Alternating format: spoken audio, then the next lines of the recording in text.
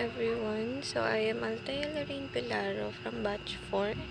So, yung topic po natin today, August 9, paano ginagamit ng Diyos kahit ang kasamaan para sa kabutihan, or which is the primary cause.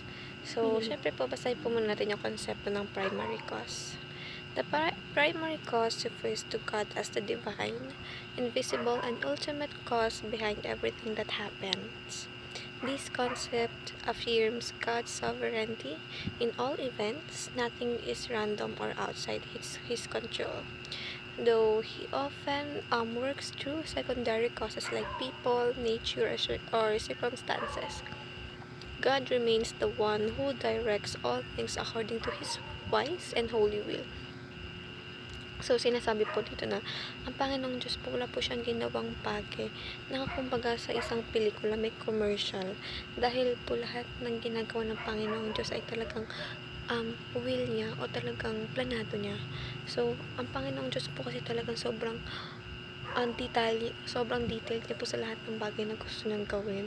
So, wala sa kanya or wala sa lugar ng ating Panginoong Diyos na gumawa na kahit anong bagay na walang kakwenta-kwenta. And sabi dito na this doesn't make us robot. It gives us confidence that history and our lives are not in the hands of chance, but in the hands of a faithful God who works all things together for His glory of and our good. So dito po na ang Panginoong Diyos pa rin po talaga ang magtatrabaho upang mapunta pa rin sa atin syempre yung mga kagustuhan natin in life. Kaya dapat maging faithful tayo sa Kanya, and of course maging grateful tayo sa ating Panginoong Diyos na hindi tayo pinapabayaan.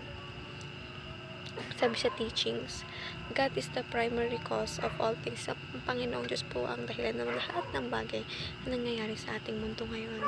Even yung mga bagay na maliliit ay galing sa Panginoong Diyos. God does not place dice or a game of chance.